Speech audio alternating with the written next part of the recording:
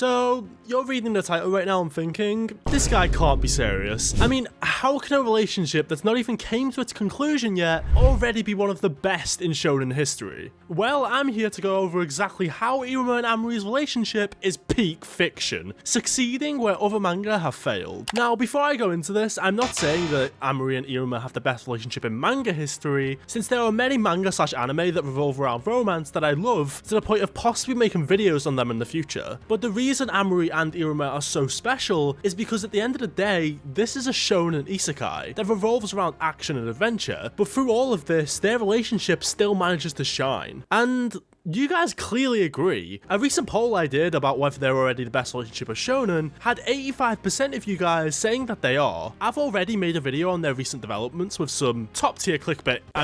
Anyway, I've already made a video on these two, but it only covered chapter 326 and 327. And it was cut off when her father found out that he was in fact the harem king. God damn it! You can't make this up! So, let's begin. Let's first talk about why Ameri is the perfect partner for Iruma. As I've said in the past, Ameri is the demon that Iruma idolizes the most, wanting to be just like her when it comes to accepting his ambitions and being true to himself, which we all know Iruma struggles with. I mean, a major part of his character is just listening to other people's demands without even questioning them, thanks to the trauma he has from his parents. Whereas Ameri will power through no matter what, even if it seems impossible. And she believes in herself so much that others also think she can achieve her lofty goals. She told Iruma that there's a fundamental difference between having ideals and having ambitions, asking him what his dream actually is. He couldn't answer at this moment, but every time Iruma grows, guess who's right there by his side? Ameri. After he runs towards danger in the dodgeball game against Asmodeus, causing him to rank up for the first time, she's there. After Iruma realizes his desire in the water theme park, we cut to Ameri, and they even talk one-on-one directly after. I could go on, but this is why she completes Iruma. But how is Iruma the perfect partner for Ameri? Well, the main reason is that Iruma allows Ameri to be herself. She's lived her entire life trying to be the perfect demon, which paid off because it's the precise reason that Iruma is attracted to her in the first place. Ameri stated this herself, saying that being around Iruma lets her just be, well, Ameri. Not Azazel Ameri, the heir of the Azazel household, not the student council president, not a top scorer on most exams and a record breaker at Babylus. She could just be herself, and Iruma is the one that brought this out of her through their simple conversations about manga and drinking tea. I mean, don't get me wrong, Ameri is still straight-laced and the same as ever when it comes to doing her duties, so it's not like she's lost her individuality. Unlike other relationships in not just shonen, but other forms of media. I mean, look at Jon Snow. You are my queen. I don't know what else I can say. Can you shut the f up? But when she sees Iruma, her whole world lights up. And another thing I deeply appreciate is the fact that she realizes her feelings pretty quickly, not spending the entire series as some sort of tsundere. The whole reason they aren't together is for two reasons. One, Iruma hasn't realized his own feelings for Ameri despite it being pretty obvious based on recent chapters. And number two, the fact that Ameri is waiting for Iruma to reach her level. And I guess another reason is because, like, every character is into Iruma and he's also known as the harem king, but let's just ignore that for this video. Anyway, let's talk about why I personally believe they are the best relationship in shonen already. That's right, the title wasn't clickbait. So, why are they the best? Well, because they actually go on dates. That sounds crazy, but it's sadly rare, and I've never actually seen this. They grow together through spending time with each other one-on-one. I love the fact that the first date they go on, Iruma is the one to break the trope of others happening to tag along. No one spies on them, no one gets in the way, they just want to spend time with each other, and they aren't interrupted. So let's rewind to where their journey first began. After Iruma creates a gigantic cherry blossom tree that covers a substantial amount of Babylus. This was seen as another insane feat by most, as this tree doesn't exist. But Ameri knows what's truly going on. Because of her reading of manga and knowledge from her father and the border control, Ameri knows that this tree is in fact a creation from the human world, and begins suspecting that Iruma is human. This is further reinforced when they both bump into each other in the exact same way that Rin and Kakeru did in her romance manga. So this confirms to her that he is in fact human, since she already starts to fall for his human charms. Whereas as we all know, this was simply the beginning of their infatuation. But Iruma distracts him from this when he actually starts to read the manga Ameri was looking at, but she couldn't understand it because it was in Japanese, and Iruma just so happened to work as an assistant on Hatsukoi Memory. Now, honestly, this was a dead giveaway that he was human, which he acknowledges, but Ameri is too happy to realize, being psyched that she can finally understand this manga. And so she kind of forces Iruma to read it to her, and we all know that he can't say no to anyone, so their relationship begins in the student council president's room. An important thing to note here is the fact that Iruma didn't actually know she was the student council president. They start their relationship without the extra tension, and Ameri is actually herself when she's with Iruma after school hours. This is where Iruma first learns about what desires mean to a demon, and what ambitions truly are, thanks to Ameri. Before seeing her, he didn't really know what to do, but he takes this message to heart since no one has ever asked him to be selfish and work towards his own goals. And before they part ways, Ameri says she'll wait for him to stand by her side, already making her the end goal of the series. I can't stress how great this decision was, since now there's an actual reason as to why they can't just be together early on. Later, when Ameri realizes she loves Iruma, they can't just date because she feels that 1, he needs to actually be into her, and primarily 2, they need to be on the same level. So when Iruma eventually does reach Ameri's level in ranks, it'll be at the tail end of the series, which is also where he'll fully come to terms with his own emotions that he didn't completely understand yet, but I'm getting ahead of myself. So to move forward, Iruma actually decides to try and level up in ranks, going into the dodgeball match, which he obviously wins, due to running towards his fears and confronting them, which I believe Ameri played a major part in. She was of course there to watch, knowing that he had potential, and Iruma ranks up to bet, feeling a sense of exhilaration that he's never gotten before, and Ameri is there to congratulate him. Fast forwarding to season 2 of the anime,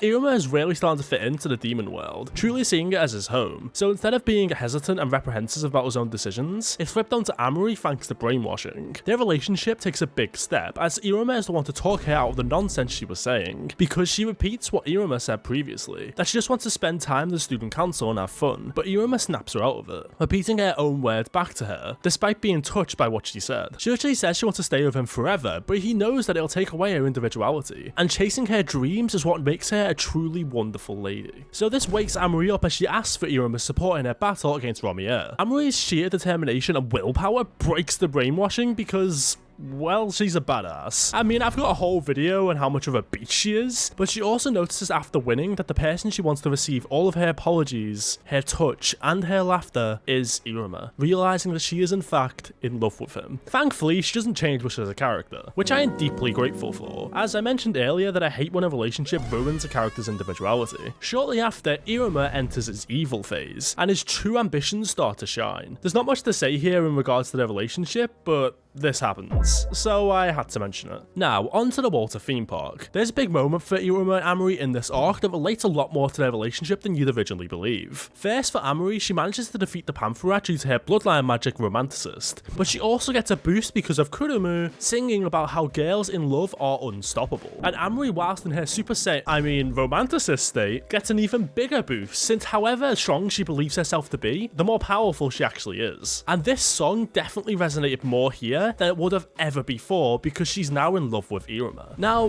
what about Iruma? Well, he comes to further his own ambitions in the Walter theme park too. His desire to save people and protect his friends are second to none, and if anything gets in his way, he won't hesitate to stand up to them. And as he gives his speech to Kalego, we cut to Ameri, since she's the one who sowed the seed to begin with. But we then get an amazing moment straight after, which showed me that this relationship was something special. Ameri shows up to the roof to see Iruma looking into the distance, and Iruma confirms that he will catch up to her, showing his growth. She acknowledges this, and as she's about to ask Iruma out for a date for the first time, they are interrupted. And a lot of other manga have done this, but they break this typical cliche by Iruma actually doubling back, asking her if they can actually spend some time with each other with just the two of them. So yeah, Iruma actually asked her out this early into the story. They go on their first date soon after at an aquarium, and besides some issues of height, they both have an amazing time with cute moments sprinkled throughout, making it a dream date. Speaking of Ameri, we rarely see in the Harvest Festival that she really is the goalpost for Iruma to reach. I mean, she destroyed all previous records in her Harvest, scoring scoring an insane 59,000 points. And even more impressively, she didn't employ any specific tactics, she just did it through brute strength. And yet she's still rooting for Iruma the entire time to beat her record, because if he manages to, it propels him a lot further until the point that he can actually stand by her side. And yeah, he's the protagonist, so of course he wins. And just like Ameri is crowned as the young king. Yep, it's almost like they're foreshadowing the future Demon King and Queen, huh? But again, right after this arc is finished, they have another date, which is becoming a theme for the series. This time it was in Iruma's house, where Ameri of course imagines a married life with the future Demon King. But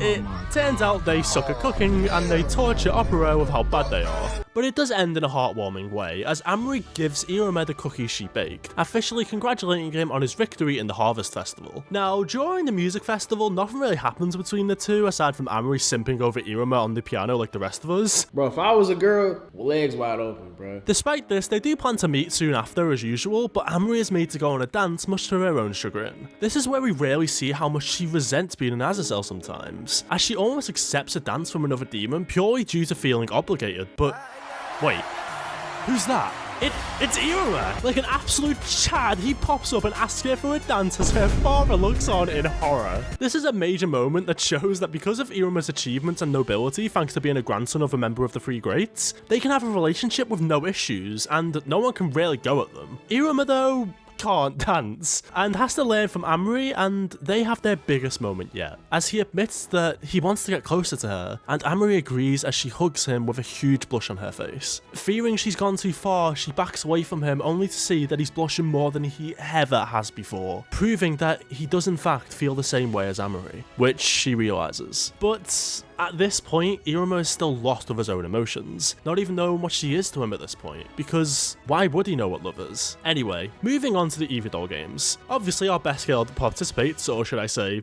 both of the best girls, but Ameri destroys the competition so hard they have to nerf her and say, yeah, you can't compete in anymore because you're just making everyone want to game end themselves. Okay,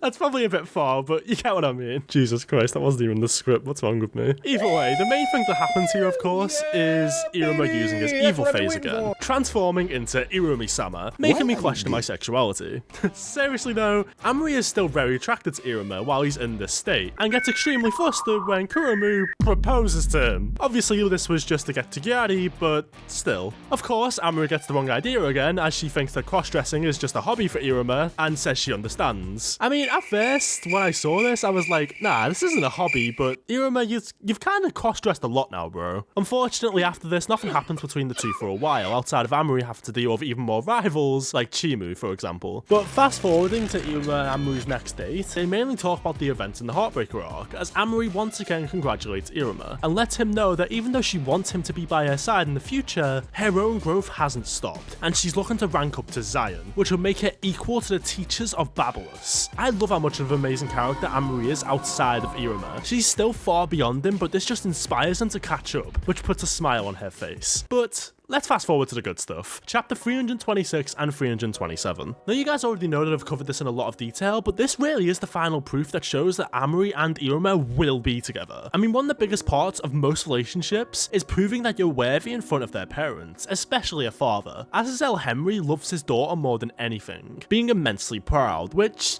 is fair. I mean, she's one of the biggest prodigies in the entire demon world, with some of the craziest achievements in the series. Henry has been against Iruma from the start, but he realizes that how could he not be worthy? He's the grandson of Sullivan, one of the Three Greats. He's already reached rank E in his first year, which as Kalego stated is pretty much unheard of. He's a candidate for Demon King. He has a close relationship to the 13 Crown's head of lust, and not only that, but his master is Barbatos Bachiko, who is now the vice president of the Barbatos clan and also a 13 Crown. And most of all, he stopped the war between the 13 Crowns and the Three Heroes, which I talked about in this video on screen. So there's nothing to object to until he realizes that Iruma is probably human. He's already suspected Iruma in the past, but now he's actively putting his daughter at risk, since simply being a human brings forth incredible dangers, and we've already seen this. Iruma was nearly kidnapped in the Heartbreaker arc, and both Bal and Kiryu have interest in him, with them both knowing he's human. Realistically,